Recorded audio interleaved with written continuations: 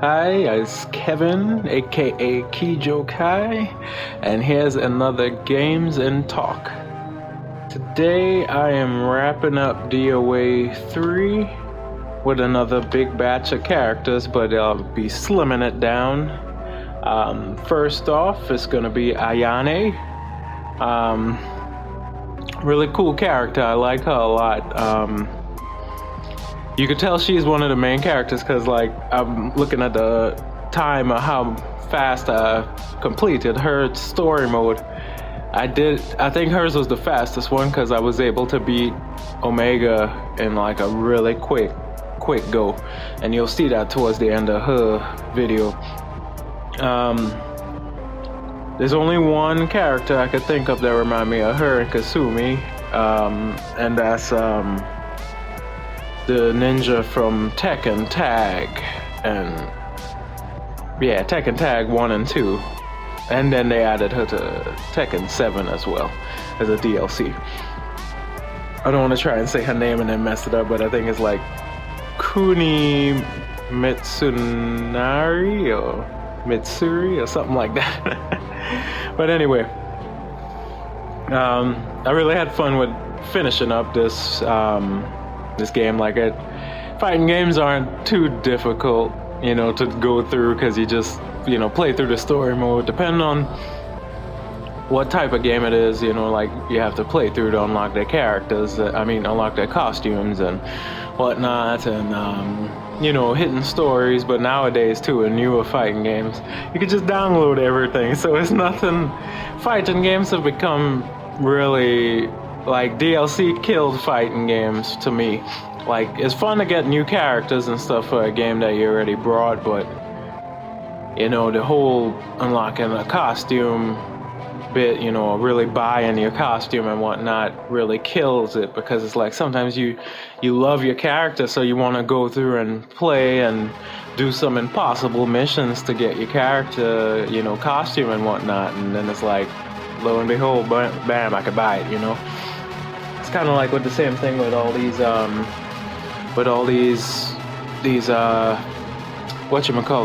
cell phone games. With the cell phone games, how you can like buy, or free to play games now, because it's kind of crossing platforms, where you can just buy, all these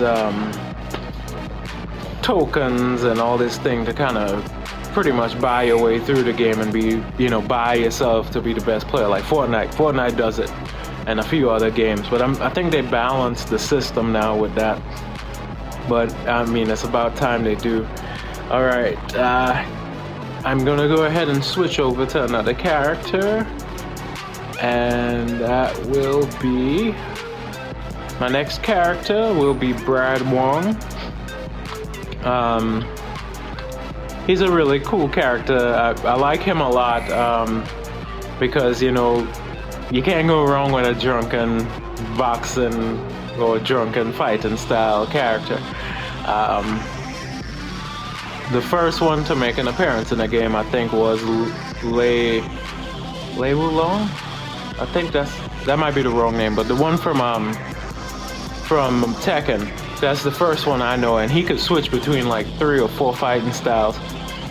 But I still like Brad Wong over him, because he stays in the drunken state for his whole fighting style, instead of going from a type of like Kenpo to drunken boxing style. But yeah, I don't know what made me like Brad Wong so much, but I just love the way he flows. I know, like, as kids, like, we all used to try and imitate Jackie Chan's drunken master. That was my favorite film when I was a kid. Like, my mom used to get VHS tapes, and we used to she used to get me Jackie Chan and Jet Li the most. So it was kind of strange, because like a lot of people used to watch Bruce Lee. I used to watch Jackie Chan and Jet Li, like their first films, especially Jackie Chan. Jackie Chan was like one of my biggest, like, person that I looked up to, or like I wanted to fight like him, be strong. Like, his top movie for me is Police Story 1. And the reason why is at the end, like the climax of the whole movie, and then the adrenaline, the rush, you felt, you wanted to beat the crap out of the crime boss at the end too, and how he did it, like he slid down this pole with lights and stuff attached to it, which got him hurt for real, and then he flipping mixed on this dude. And if you haven't seen that movie, I suggest just looking up, go on YouTube and look up the end fight, Police Story 1.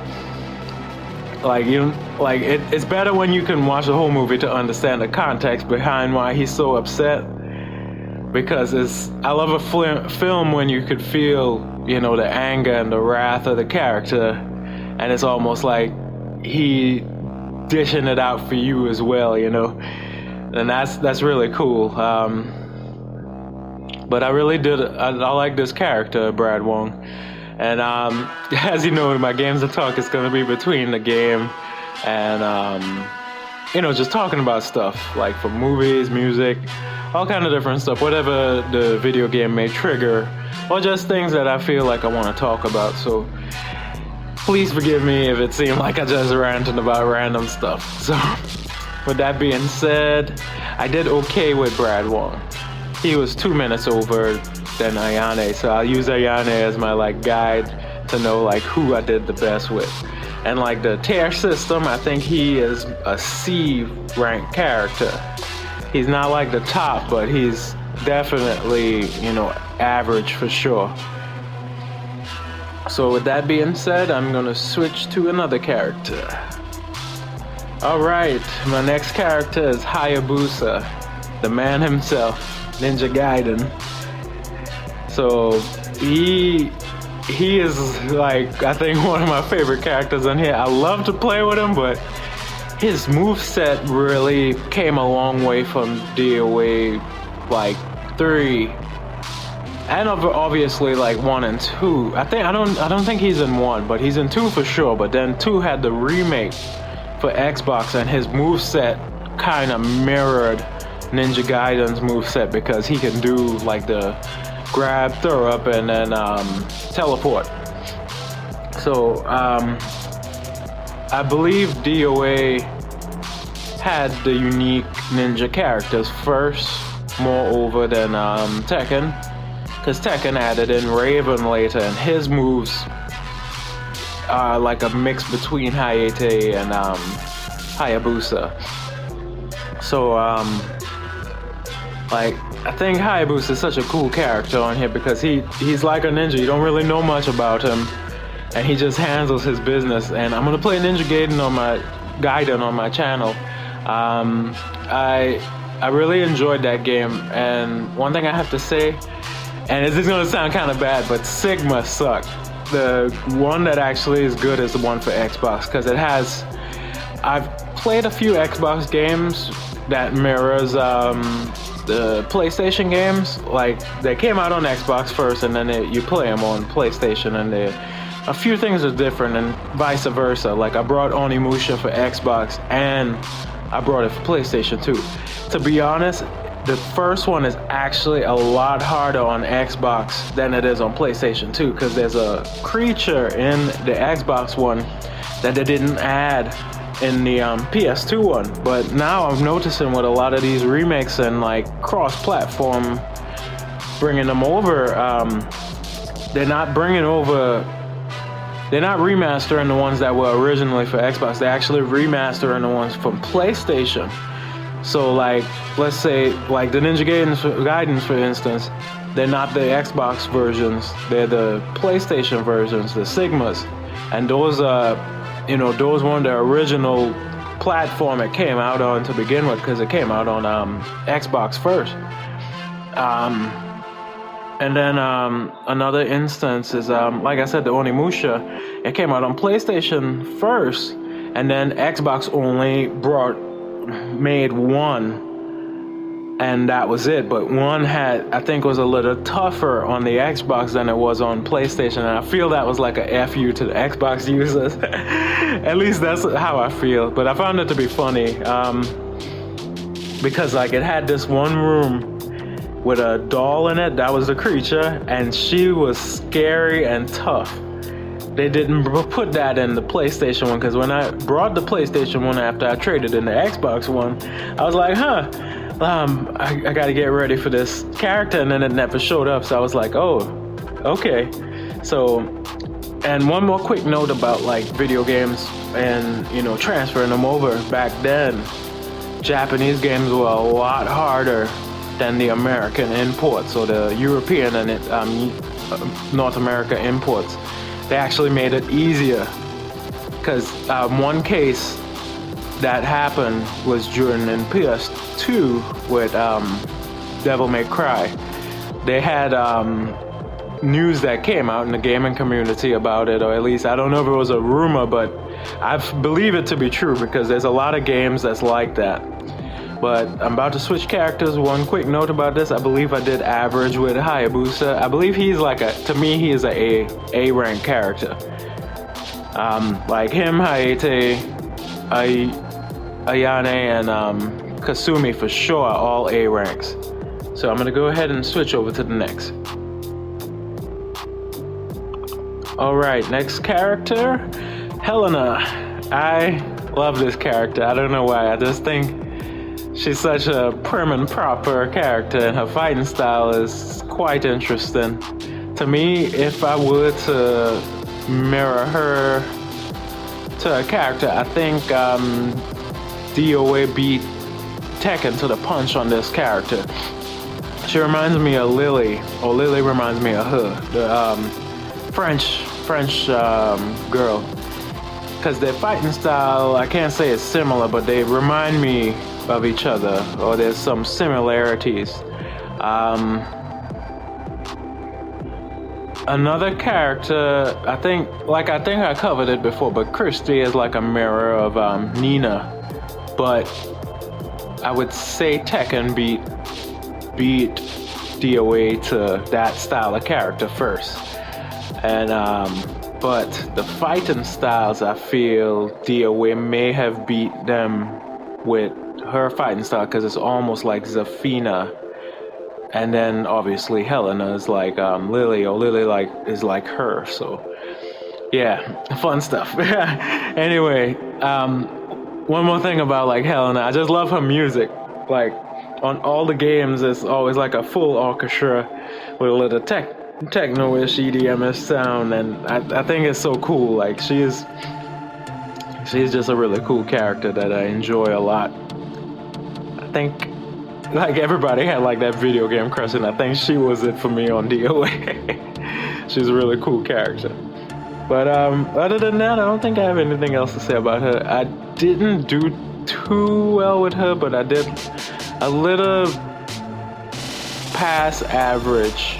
So I think she's maybe like a B rank character, because I don't think she's like bad, but she's not like supremely good like the 4 that I called out earlier. So with that being said, I don't think there's anything else I could really say about her.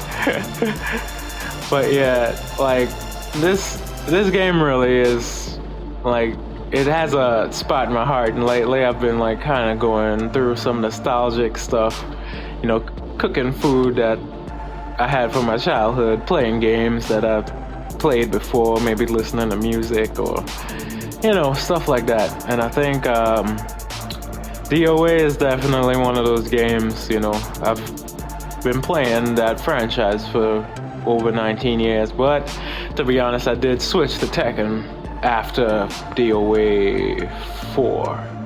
But I did get DOA 5, and I think I even got 6 Core Fighter. I want to say, because I brought 1 and 2, 3. I just brought 4, and I had brought 5 before I brought 4, because 4 became a really rare game to get. And I'm not too intrigued about buying 6. I'm a little upset, you know, with the whole, like, you gotta, all these DLCs you gotta buy and all that stuff. But with that being said, I'm going to switch over to the last character, and this will be the last one in DOA 3, and I'll do one more video, like a hyper battle kind of video, and that's a Kamen Rider reference. So, switching over. Alright. Last but not least, the pretty much one of the main girls on here, Kasumi. A lovely Konoichi, I think. I might have said it wrong. But the female ninja, the female version of a shinobi. She's a really cool character.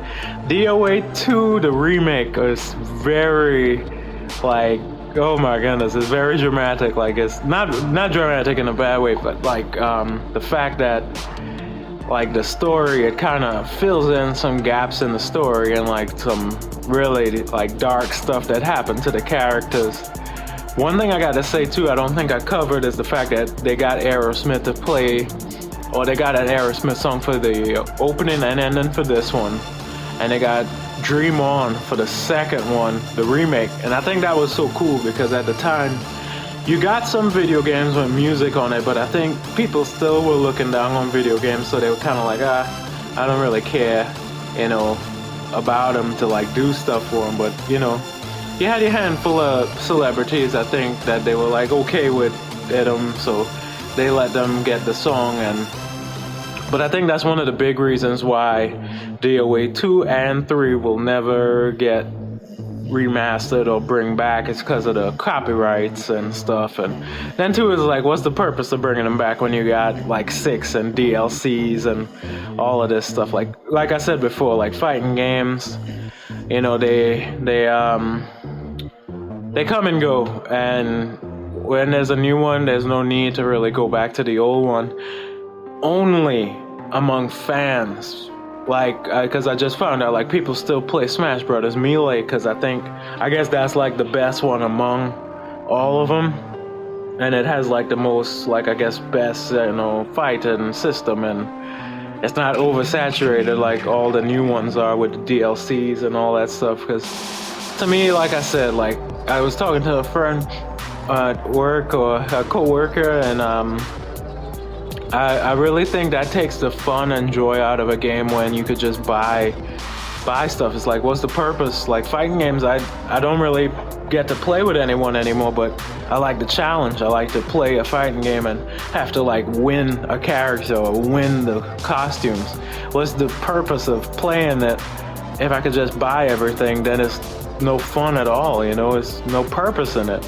I mean, maybe like clan a time trial or beating it on a difficulty without losing, but that's about it. There's nothing else after that, you know, and I feel that it sucks the soul out of it. But I did average with her, but I think Ayane is the one I've done the best with. I'm on this, and I believe I'll probably close it off here and say DOA 3 is, and it's all for nostalgic reasons, but it's a 10 out of 10 for me, because for when I first played it, and this isn't stacking it up against present games, but I would say though it had good replay value. It held up well through times that pass. You know, like the graphics still look good. It doesn't look like really blocky or like polygon looking. It's a very beautiful game, and it still is. The music is great.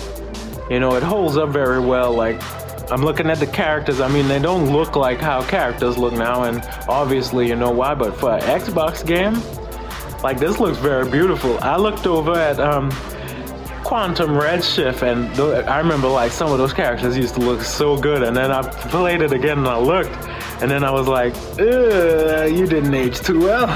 So yeah, so I hope that you enjoy these videos and look forward to more from me. You know, hit a like and subscribe if you're on YouTube, double click if you're on Insta, and please enjoy. I don't do these to just be like, well, I'm looking for followers or I'm looking to try and make money off of it. If I make money off of it, so be it. But it's really about nostalgic talking with people, initiating conversations, and making new friends through all the stuff we've been through together with video games and anime, movies, music, you know, and just living life and how they affected us and how far we've come in these years. You know, I would never think I would be alive to see 30. I always thought I would die at 25, to be honest, with all the stuff I've been through. And like one last note is like, that's why I switched to Tekken, because I can't say I'm like Kazuya, I would be more like Jin, but I have a bloodline rivalry like Hayachi, Kazuya, and Jin. So with that being said, anyway, I hope you all enjoyed the video. Maybe I might go into detail on what I'm talking about on the next one, maybe when I play Tekken. But I hope you enjoyed that. That was DOA 3, and that's my first completed playthrough and gameplay and games and talk. So this is my first edition, first one, you know, all that bric-a-brac. So please enjoy. Thank you so much, and I hope you have a great day, morning, night, afternoon, all that good stuff. Peace and love. I'm out.